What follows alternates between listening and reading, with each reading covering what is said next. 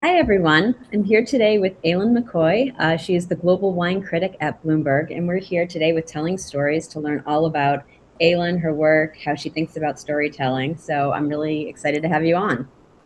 Shayna, it's great to be here.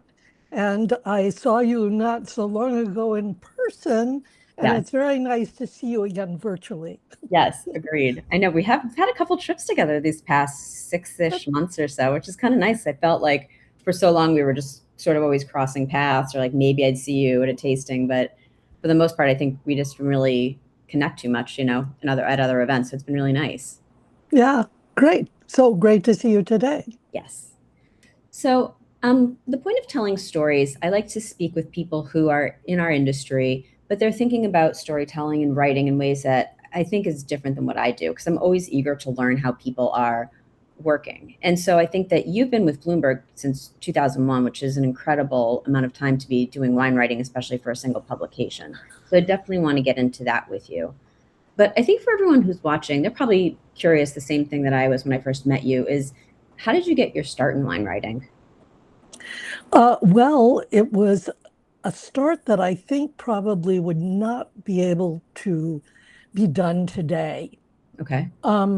Basically, my husband and I were both academics, and we were on the West Coast. We were just out of grad school. I was writing my dissertation. My husband was teaching philosophy, and we loved wine. And here we were on the West Coast. We had come from the East Coast, and we saw some California wines in our local health food store. Not exactly the kind of place you would expect to see wine. Uh, and after we tasted this, we simply called up the winemaker in California and said, we're going to drive down from Oregon. Do you think we could come and spend time with you? And they just said, oh, sure. And we were no one. I mean, we were just interested people. Hmm. So after a few visits like that and traveling around and talking to people over our various vacations during that year, we said, why don't we write a book about American wine? No one on the East Coast knows anything about American wine. So we got an agent, we sold a book about American wine, and at, for the first edition of the book, we basically were a few steps ahead of the people who read the book. By the third edition, we actually knew sort of what we were talking about.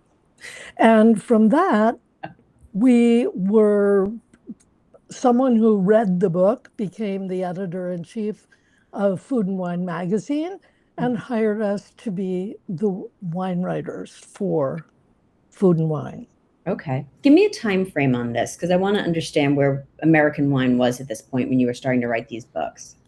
Okay, so this was in the late 1970s. Okay. And really, on the East Coast, American wine was not considered something that a serious wine person would drink.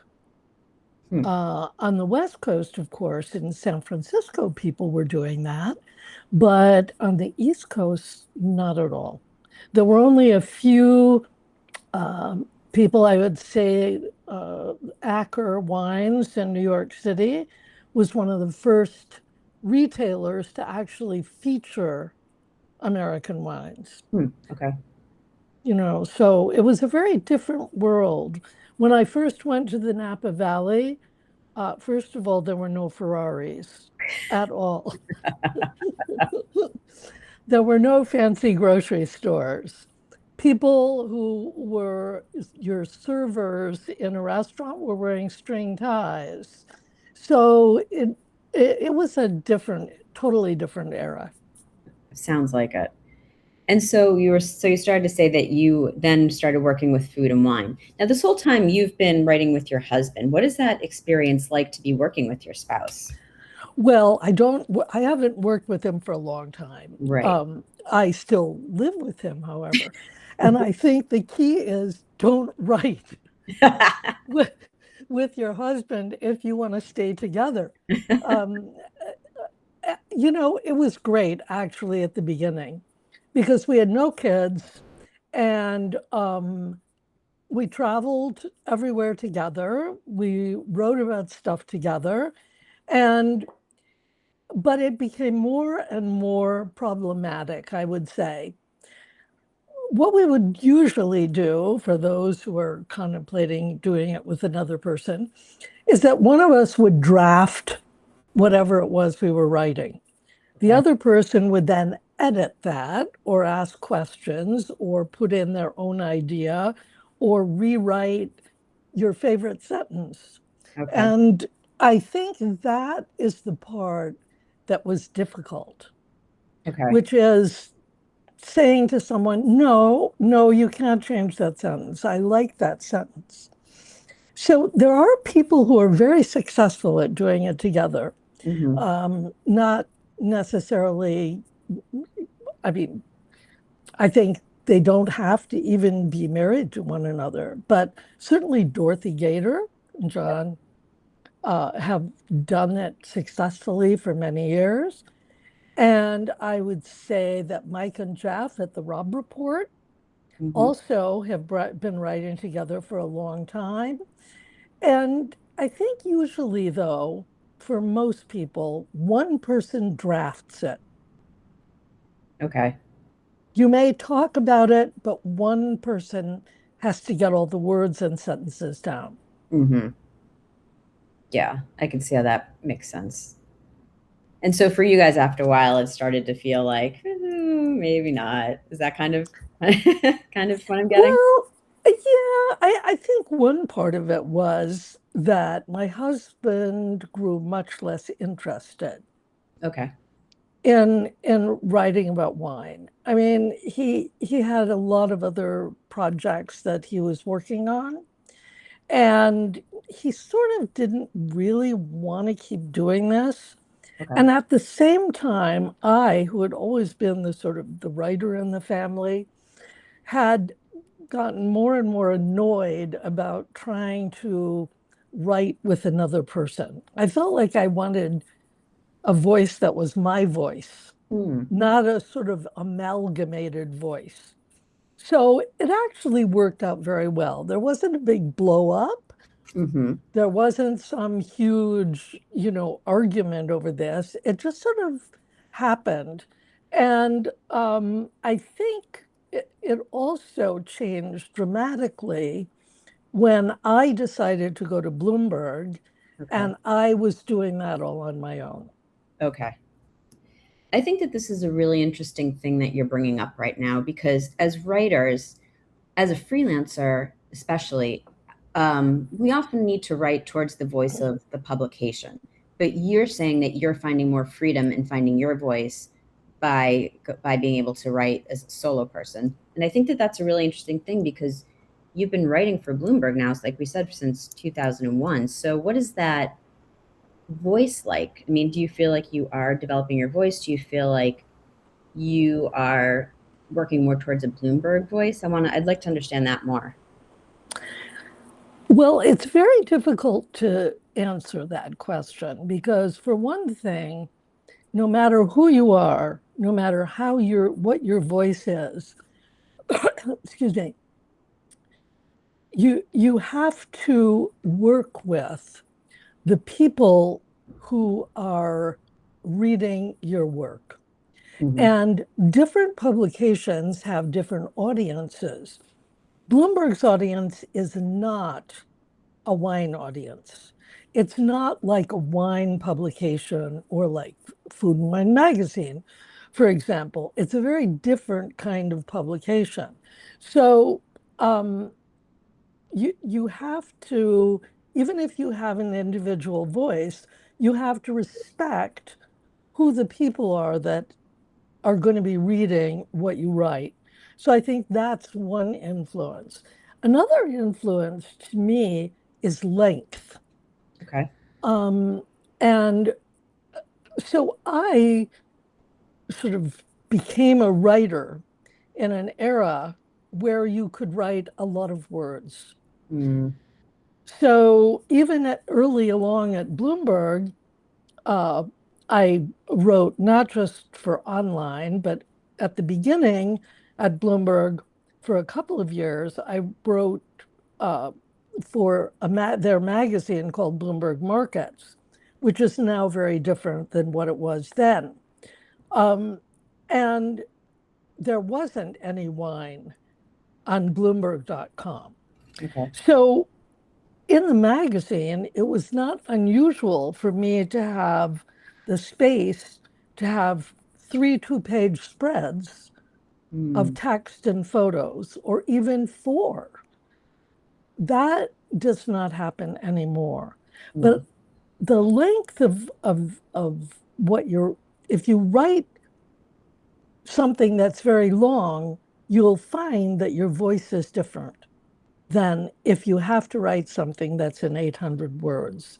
It's less compressed. You have more space to sort of be amusing, Okay. develop a story in a different kind of way. So I think that is also a big factor. So it's audience, but it's also length. Um, and third, I think, is the stance of whatever publication it is and Mm. what that allows you to write, and how it allows you to write something. So that when I first started writing for Bloomberg.com, when they developed what they call a channel of arts and leisure writing, Mhm. um, the editor of that, one of the best editors I've ever worked with in my life, who sadly recently passed away just, you know, um, about a week and a half ago, um, Manuela Holderhoff, was a brilliant editor who had helped establish the leisure and arts page at the Wall Street Journal. She Okay. was a very edgy person and writer. And she would constantly say to me, "No, Elin, edgier, edgier." Huh. And I found that I had much more freedom to, with her, to poke fun at things, to talk about things that were totally wacky, to be much more opinionated and snarky myself, which it turned out was a part of my personality that had not had enough play, I feel. So I think those are all the aspects that I would say you have to take into account when you're um, establishing your voice and discovering that you don't always use the same voice. So, I mean, my natural way of thinking is to write a book. Okay. Okay. Tell me more. I like to think in long terms. I like to have long explanations. I like to tell stories that allow you to develop the character of the person you're talking about, or philosophize for a few pages, or even paragraphs, or even sentences. And that is not something that I can really do at Bloomberg. Okay. And what would you say? I guess there's a couple questions. One, I'd like to understand like writing for Bloomberg with that kind of book framing in mind, but also I'd be interested to hear sort of a little more this evolution about the Bloomberg voice, considering that you started with the longer form in the magazine and now so much has kind of moved online. Yeah, well, so everything now is online except for Business Week. And I think what I would say is that there's been an evolution at Bloomberg also. Okay. Um, so that at the beginning, when arts and leisure were first a part of Bloomberg Online, it was somewhat different the whole structure of that section of Bloomberg was somewhat different than it is now. Um, it changed to a certain degree with the changes in editors of the section who had their own vision for what that section should be, so that after Manuela Holterhoff left, the new editor, whom I also thought was a great editor, um, felt there needed to be much more, like more short things, more long things, more, and have some things that were just about one small new thing, Okay. and some things that were more in depth. Okay. So, however, now I feel it's changing again. Okay. And that's partly because everything has gone behind a paywall. This is something I definitely wanted to talk to you about too, but let's hold on the paywall for a moment because I do think that it's Yeah. something interesting, but I think that I because we were talking about more and like finding and the different stories. So where are you finding inspiration for a lot of these stories, and what are the sorts of things that you're looking for? Has that changed over time? I don't think so. Well, yes and no. It's always hard to say everything is the same because everything is always changing, and all the interesting stories and what's interesting is constantly changing in the wine world. I mean, there was a period when, for example, every story that had anything to do with biodynamics probably had to include, oh, this is very woo woo or whatever, when now that would be ludicrous. The story that you might tell is a much different, deeper story, or it's about an individual who has taken that whole idea in a more I don't know, in a wider way. They're looking at it from almost a cosmic Mm, um, way than somebody who's trying out an experiment.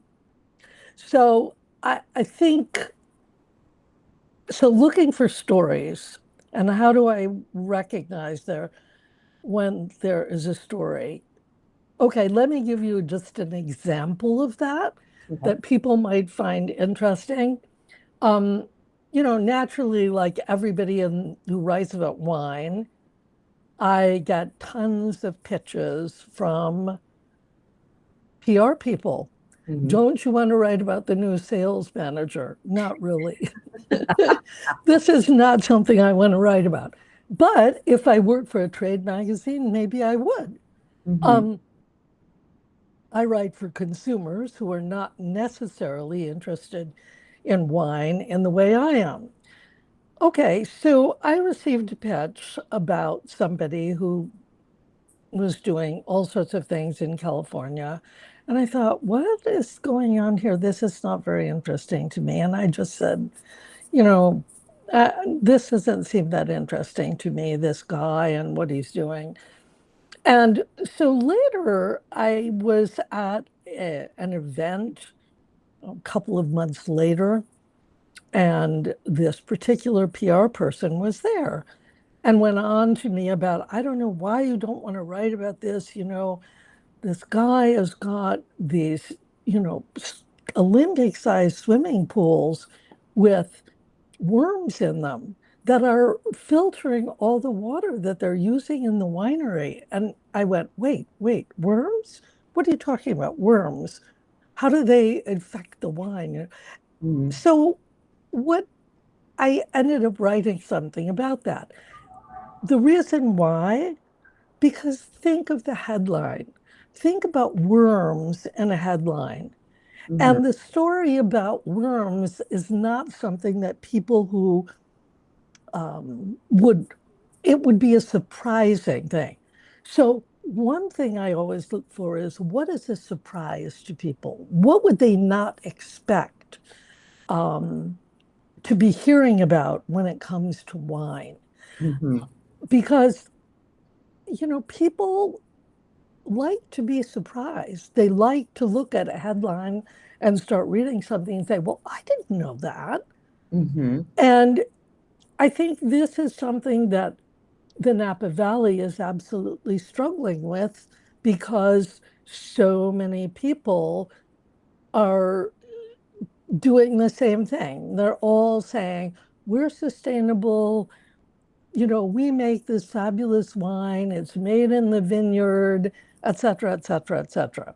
And so, how is that any different from something else? What is surprising about that? Mm-hmm. And so, I usually look for stories that tell us something new, Okay. something that um, people haven't heard before, or it may be something that I feel like I have a new take on that is, or it might be illuminating something that people think they know about, but if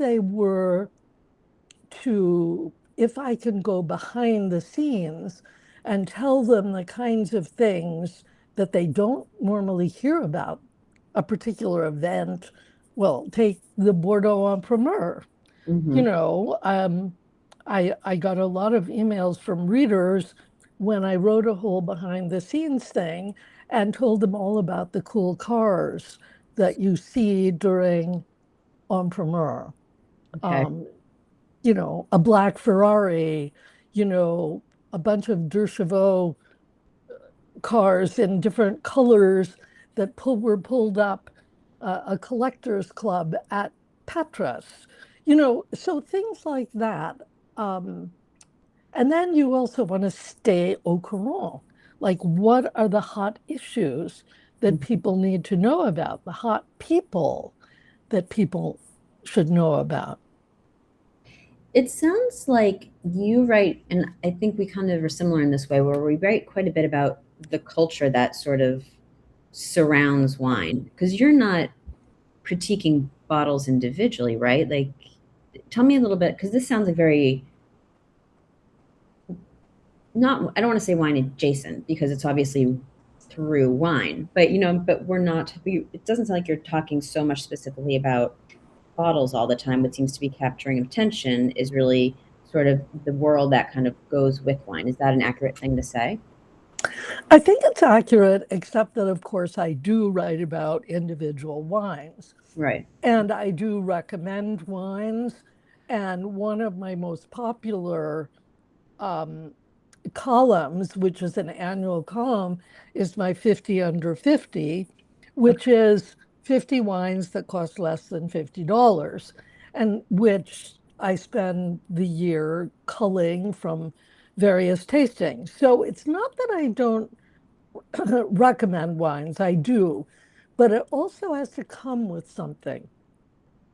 Okay. Um, I'm not somebody who has ever been interested in writing something like one of the many, or not many, but several sort of wine newsletters where someone tastes 50 wines or 250 wines or 500 wines, and then they give you a tasting note on every single one. Hmm. I'm actually not interested in that. Okay. Uh, I do write tasting notes for the wines that I recommend. And from time to time, I write about wines that I don't like and why I don't like them, or wines that, if you look at the bottle, you would probably not want to buy that wine because the label is so ugly. And yet the wine inside, the wine inside is actually better than you might think by looking at the label. Uh-huh. Uh, so yeah, I do that, but I think that for and I have done more of it in the past at Bloomberg. Okay. Okay. Um, that I think that people want to know what to buy, but I also think more and more people want to know why I should buy it. Okay. Why, not just has this kind of taste. Hmm. It's like, what is so interesting about this wine or this category or whatever that makes it recommendable? You know, I think that people are looking for that more than just a list of recommendations. I want to go back to when you're writing about wines you don't like, because I feel that we never see we never see anyone's saying don't buy this wine. It's just we don't talk negatively about wines. I almost never come across it. I personally don't feel comfortable ever doing something like that, but I want to hear about this. This is really interesting. Well, I sort of did it really at the prodding of editors at Bloomberg, partly because I always assumed that people mostly want to hear the positive, Mhm. which are the wines that are really good. And I do not believe in using scores, and I don't use them. I might use stars. I might say it's a 4-star wine or something, Mhm. um, and have done that. I once did a whole thing on rating wines on a scale from 0 to 10. And the one that got the lowest was like at 1, and it was pretty bad, really. Uh, but I think it's very provocative to Mhm. say you don't like something. I also think it gets attention from readers, and Mhm. they believe you more Ah, if you tell them there are wines that you don't like, or that you tell them that this isn't a good wine. I don't do it a lot, mhm. but I have done it, Mhm. and there were no bad consequences. I mean, and I agree with you. It's true that people don't do this, and I think they should do it more. I think the problem is that most wines today are not actually bad. They're boring, boring, boring. And you can't imagine why, you would want to drink this wine unless you were at a restaurant in the middle of nowhere and this was one of the only wines on the list, and you actually recognized the name, and you thought, okay, well, this is it's at least a wine, Right. That's you fair. know? You make a good point, though, that you do need to show your taste, and it does sometimes require showing what you don't like. It does build credibility, but I think it also sets a standard for what people can understand where your palate hits. I mean, I think that we all have our baselines of what we like and what we don't like, but it's one of those things where you have so many critics and so many reviewers giving scores. I've always said this about restaurants too. It's like who's your like restaurant god? Like who are you going to believe the most? Because one person might really like this, like they might like these types of food, and I'm like, that's just not where my palate hits. Like that does not sound interesting to me at all. So I know take whatever they say as a grain of salt. And so I think that it's really interesting to hear you trying to set that baseline for your own personal standards and conveying that to readers. That's fascinating to me. But also, I think yeah, it's interesting that you brought up the whole idea of restaurants because think of the damning restaurant reviews that all of us have read at one time or another when a restaurant critic um, completely slams either the service or the food or some aspect, or maybe all of the above. And then think about the wine world and how many people actually slam wines. Why do you think we're so Pollyanna about it?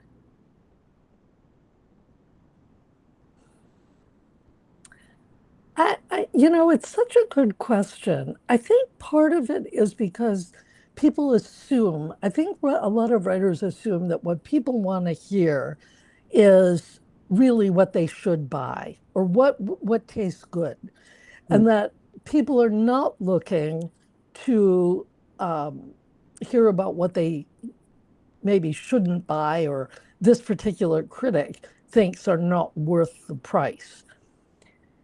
Partly, maybe it's because it's a bottle. That's a little different than going to a restaurant and having an, a whole experience.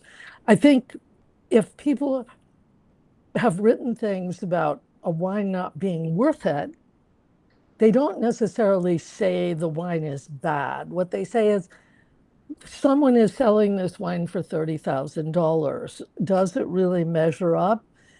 Is it worth $30,000? Taking a chance on a wine for the most part, until very recently, wasn't a matter of spending $200,000 or $200 a bottle. So it didn't seem as big an investment as going out to dinner. So maybe that's one thing. But also, another is that a lot of wine writers like to please the people whose wines they taste. Hmm. And that's not making any, you know, accusation. You feel it yourself. You like the people. You think, you know, God, I wish their wines were better because this is really an interesting person. Too bad they just can't get it together where their wine is concerned. And, I've felt that way. I'm sure many, many, many wine writers have felt that way. Hmm. Hmm. Yeah, absolutely. So yeah, Mm. so then it just becomes more of a, what else can I write about this? Or what aspect of this whole thing that they're doing can I Yeah. pick up on versus the wine itself? Like, let's talk about anything else but the wine itself, which it's an awkward sort of. Well, it's awkward also because of the great difference in price, too. Hmm. You're not going to judge a $15 wine with the same eye, or maybe I should say tongue, with that you would something that costs $100. Hmm. You Yeah. know, I mean, so something that is halfway decent that you actually might want to put in your refrigerator and take a sip of when you are cooking dinner, um, and costs $12. Hmm. It could be very good for $12. Yeah, but that doesn't mean it's really a serious wine that someone is going to want to buy a case of, maybe for a picnic. So I think that's another part of it too. Yeah, that makes a lot of sense. This is also bringing up for me because you use the term, you refer to yourself as a critic, and I always, but you're also still assessing wines but you're writing stories. So, how are you seeing the difference between a writer and a critic and a reviewer? Like, why this term critic? Why do you feel like that really fits what you're doing? Well, it's such an interesting question because we have all these different terms, don't we? We have wine writer, we have wine critic, we have wine journalist, um, wine influencer. And each of these is one aspect of writing about wine. I think of myself as a writer first Okay. before anything else. It happens that I write about wine, but I've written about travel, I've written about food, I've written other things that have nothing to do with the wine world. Right. Um, and so I think of myself as a writer first, which means that I look for stories, I look for things that fit with being a writer. A critic, most people think of, I've discovered, by asking other people the same question, um, think that it's actually putting a number Hmm. to a wine. That a wine critic tastes tons of wines, they give it a number and a tasting note, and that's a wine critic. Then there's, of course, wine expert. Well, you can be an expert and a writer, or you could be an expert that actually, a wine expert that actually is selling wine. Right.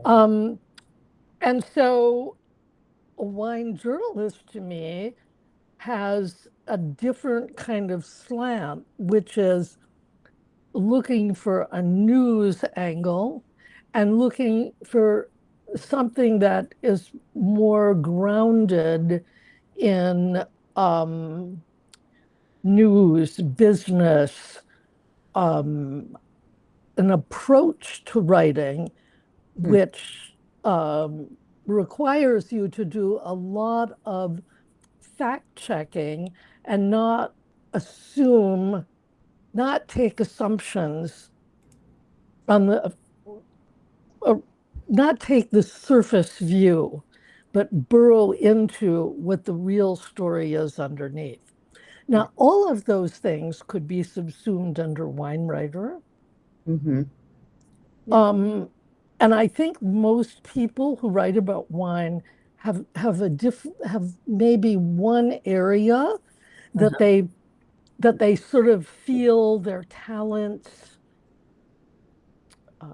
fit with, one aspect of that, or maybe their own personal inclination. You know, maybe they started out as a journalist and gravitated to wine and therefore uh, see what they write as being something that is akin to journalism, Mm-hmm. Okay. you know. But I think that there's so much more that people could be writing about when it comes to the wine world than they're writing about. Like what? I think, well, I just feel that the wine world is huge. Mm-hmm. And yet I see the same stories over and over and over again. Not the same story, but the same topic, the same angle. I don't see people um, branching out as much as they could. And Mm-hmm. especially now that there are a lot of Substacks, it seems to me that we've gone beyond the early years of wine writing, or at least from here are five good Chardonnays, Mm-hmm. which is my least favorite story, I think, in the world, um, to people wanting to write something that is a little more daring than that. Mm-hmm. Taking on the wine business, for example, taking on trying to explain to people what these tariffs are actually going to mean for them. Um, you know, writing about what does it mean to actually taste something, Right. writing about scientific breakthroughs that are changing all sorts of things in terms of how people make wine, in terms of how people think about taste. Mm-hmm. Mm-hmm. I go ahead. Mm, Sorry.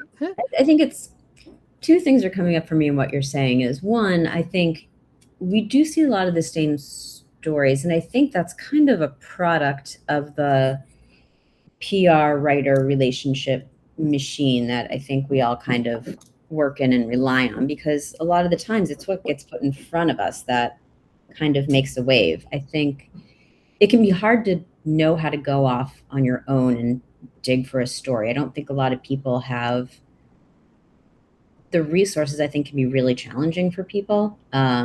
I think also just the nerve to do it too. I think that there's a nerviness that you need to have in order to kind of dig in. So I think that there's kind of a part of that. But then I think what you're also saying now about this explosion of Substack and just put more opportunities for people to sort of write about what they want. I wonder how that works in terms of legacy publications. Like how are like all these new voices and all these stories that are sort of out there in the ether. Like how is that going to start affecting legacy media? Well, I think that many an awful lot of legacy publications have never had a particularly imaginative view of what wine writing could be, or um, you know, haven't seen it in a wider context. The wine world is billions and billions and billions of dollars. Mm, It's like a huge world. It's global. Think about that for a minute. The number of stories I mean, there are just so many stories that could be told. I think you're totally right, though. What publications are actually supporting those stories, which mhm. is a very good question. And would a Substack that focused on one area of this find a readership? I think one example that I think is very interesting is Felicity Carter's Mm, Substack, mhm. where she's talking a great deal about wine and health in Drinks Insider. And she has made herself into one of the, I don't know, best know people who knows a lot about the insider stories Yeah, about how all of the wine and health information that we all have been looking at comes to be. And certainly she's been very critical, as have I, about the way the New York Times, certainly a legacy publication, has allowed their um, has allowed their health reporters yeah, to write about wine and health yeah. with actually, I feel, not a lot of, what do I want to say? I don't think there's a lot that can be summoned in terms of research to justify some of that writing. So that I think there's an example of a whole world that is very detailed in how we get recommendations for what's healthy and what's not, Mm, yeah, that required journalistic talents to uncover and report on. right. Hmm. I think what's happening at the New York Times, as an aside, is really interesting because, to your point, these health writers, there's so many stories about how alcohol is bad for you, and it's not even the health Mhm. writers, personal essays about I stopped drinking and my life got better, but yet they still have Asimov on as a wine critic, and I feel like it's going to hit this weird inflection point, and I'm just curious what's going to come out on the other side. I mean, how can you have a wine writer, a wine columnist who is on a weekly basis touting wine and telling these great stories, but then the other side of it is you're pretty much undermining every great thing that he's trying to put out there. To me, it's a weird place for that publication to be right now in terms of. Well, I don't find that quite as strange, because of course they have a lot of competing voices in a place like the New York Times. They don't have a What's interesting, however, is that they if you're going to have a person who's written about wine for a publication like the New York Times, for the amount of time that Eric has written a column there, and Mhm. you don't have these health people going to Eric and saying, look, I'm writing these stories, what about it? What would you think? Well, I Mm, also ought to consider that. I find a little bizarre. But mhm. on the other hand, you know, Bloomberg doesn't always come to me, not about health, but about maybe something else. I mean, occasionally someone will, from the section called Bloomberg Green, will say, what do you know about this person? I've heard they're really doing a lot of things that are very important in sustainability in the wine world. Is that true or not? You know, I'll get queries like that. Hmm. Um, but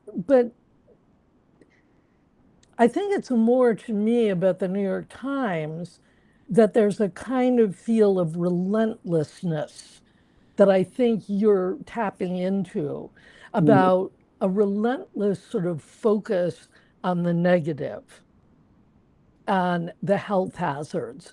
So, how many things have they published, for example, in the op-ed, um, sort of page? How much have they published that somebody writing and saying, well, I love wine, and or it's a scientist who says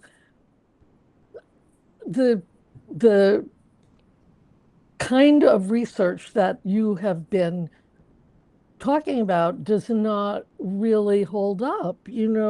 Hmm. Hmm. In other words, they haven't had voices on the other side. That to me is a little surprising Yes. that they haven't done that. But legacy media is changing so much. Um, I see very much that uh, wine is becoming marginalized, I would say, Mm. at a lot of legacy publications, um, and certainly the Wall Street Journal. And when you think about it, here's a little tidbit, which is that, a recent not Knight Frank, a recent wealth report, not from Knight Frank, but a recent wealth report interviewing all sorts of people who are wealth managers. Hmm. 97% of the wealth managers felt that fine wine was going to become an even more important asset to wealthy people in 2026. Huh. Um, and why? Well, for one thing, it's a movable asset.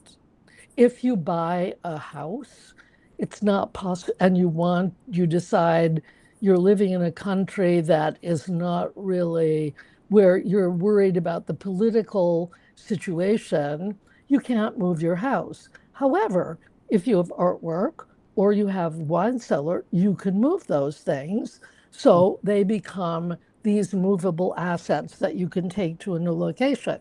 Hmm. So when you consider that, it's kind of interesting that the Wall Street Journal decided, let's not have a wine column. Yeah. When you hear studies like that, it's things feel sort of out of touch, and you have to question what is the driving force behind these decisions? Why are they saying we don't want this column anymore? We're cutting back on coverage. We're changing our coverage in this. To me, I always question the decisions behind it. Um, Well, do you have a theory? Because I do not. I do Um, not. I really don't. I mean, it seems like an odd budget cut to me, but I really honestly don't know. One thing I really do want to make sure that we talk about, and we started to talk about this a little bit before, but I want to talk about the paywall because you and I touched on it a little bit when we saw each other recently. And you said, it's something that you're kind of coming up against in your writing for Bloomberg. As someone who is a Substack, we rely on these paywalls and hope that people will want to eventually pay to go beyond. But how is it affecting your work? Tell me about that. um, I think it actually affects a lot of different aspects of your work. Hmm. For one thing, it's a bit demoralizing when people who used to read your column regularly and write, I mean, not necessarily even someone that but somebody maybe you've met in the industry, or somebody in the industry, or some person somewhere, um, writes and says, oh, I can't read your column anymore.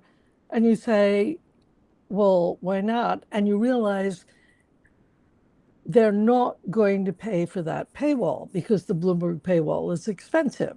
Yeah. So then you start as a writer questioning, who am I actually writing for now?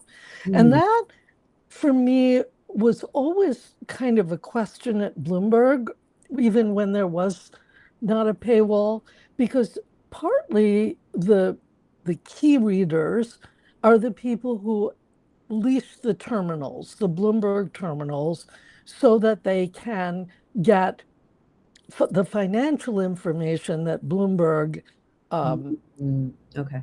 is providing. Got it. However, when you don't have a paywall, there are a lot of other people also reading the new whole news division of Bloomberg. So who are you writing for? Are you writing for the core readers who are the Bloomberg terminal users, or are you writing for these other people? And knowing that your column is going to often be picked up in a financial newspaper in Spain, or a Tokyo newspaper, or somewhere else, Yeah. which it is. So I think what I feel now is that I'm relearning, like, who are the who am I writing for? How many people actually can read my column? Who are these people? Hmm. And and also, I think that that is being combined with the whole idea of AI Explain. and the fact that there's a different what I feel, and what is certainly I'm aware of at Bloomberg, is a desire for more personal, more stories that have a unique perspective, that have some kind of cultural, relate wine to wine in a wider, more cultural trend type of way Okay. Okay. than simply wanting to talk about wines that you might buy or something like that. Hmm. I think AI is changing the way not just writers think about their work, but also the way legacy media thinks about what the writers maybe should be doing. Hmm. And that is even more so in an age when things are going behind paywalls, and what are people willing to pay for? That makes a lot of sense. Because right now, I feel that readers trust people more than they trust publications. I think we're moving towards a very personality driven sort of media landscape.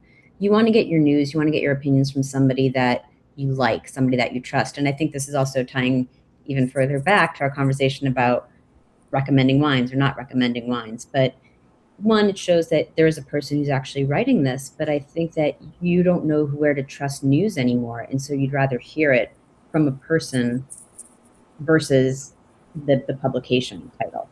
I don't know if that's kind of, are you starting to feel that at Bloomberg? I mean, Well, but I think that has been true for a long time. okay. But it's interesting what you're saying about someplace like Bloomberg, or other sort of legacy media, where in actual fact news didn't used to be reported. Even the New York Times, for example, didn't used to make you so aware of who the writer of this Mm-hmm. story is. Mm-hmm. Now, for example, they even have short videos of whoever, David Sanger, saying, "This is how I got this story," or "why this is important." And there he is on a short little video. I mean, remember at one point, um, the New Yorker did not put a byline at the head of the story. They only put the byline of the writer at the end of the story. Mm-hmm. That simply, I mean, who wants to do that anymore? You want your byline to be up there. And Yep. but that also is reflective of just what you're saying, which is that people develop expertise in certain areas. They develop an audience. People who think, oh, yes, that person wrote this story. So I have a lot of faith that that is a really accurate story, Mm-hmm. and that the person actually did the work to find out all the details in this story. And I'm sure that there is much more that they are not putting in that guarantees that it was really well reported. Mm-hmm. That's like sort of convoluted, but beneath all what is actually written is a huge amount of research the person has done. And Yeah. so you feel a certain amount of confidence in what they eventually write. So I think, and I think you're right that it's becoming more personality driven in the sense that people have voices that they listen to and that they trust.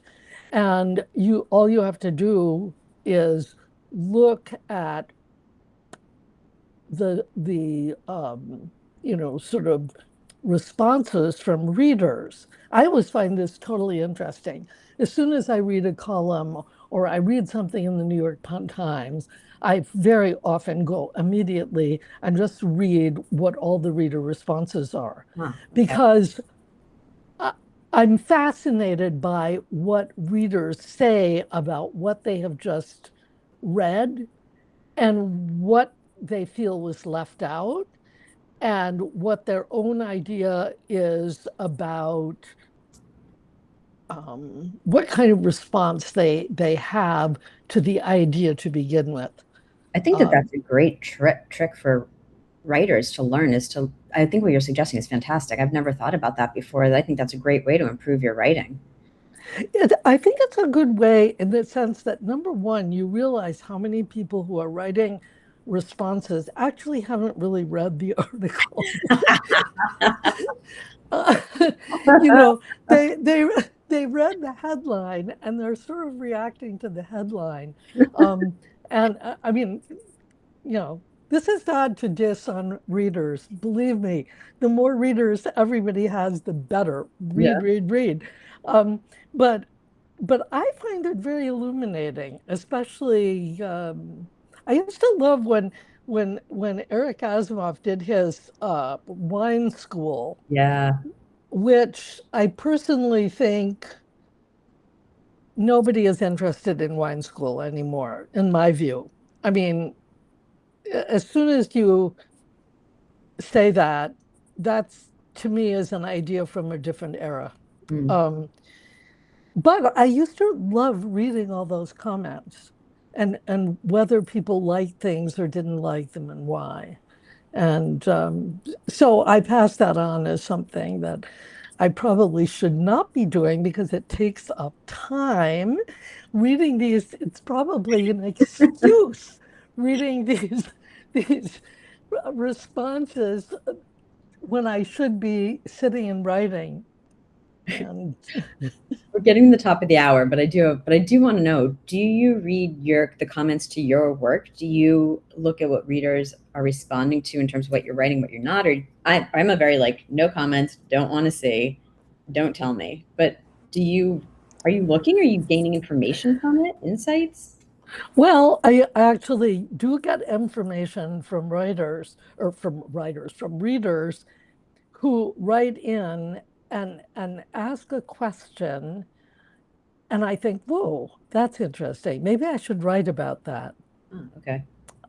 And I think of one person who wrote in and said something really interesting. He wrote in and he wrote a whole thing about I was in Bergerac and I tasted these wines and nobody seems to have them. I thought they were really good. Are my taste buds just off or is there something there? So there were several things that letter told me. Number one, people still want validation. Mm-hmm. They, a lot of people still are, think maybe they don't have the equivalent of 20/20 eyesight in their taste buds. And that to me is very sad. Yeah. That people, you like what you like, Mm-hmm. and whatever. But the second thing was, I thought, oh, Bergerac, I wouldn't have thought that. Anyone would write to me and say, I'd like to know more about Bergerac. But I did write something about Bergerac as a result of Oh, this okay. and about some of the news that was going on there and this incredible Icelandic billionaire, pharmaceutical billionaire, who really is betting big on Bergerac and is transforming part of one area of it Mm-hmm. with his investments. And also the fact that a murder mystery series that I love by Martin Walker is set in Bergerac. And the author of the series, Martin Walker, um, is a real food and wine lover. And he's constantly talking about the food and wine of Bergerac in these novels. And I started thinking when I was writing this piece, I put this in, and I started thinking about how wine writers need to realize that people are not just learning about wine from what they write. They're learning about wine if they read a murder mystery by Martin Walker that's set in Bergerac, and where the main character is always cooking these fabulous meals and going to visit a winery and uncorking a bottle of of a particular wine, all of which you can buy. And so I think we could all be a little more expansive in how we think about what we can and can't write. I love that. And that's, I think that's absolutely accurate. I think that's also a really great thought for us to leave on. Elin, thank you so much for your time for doing this. This is so many interesting things you said.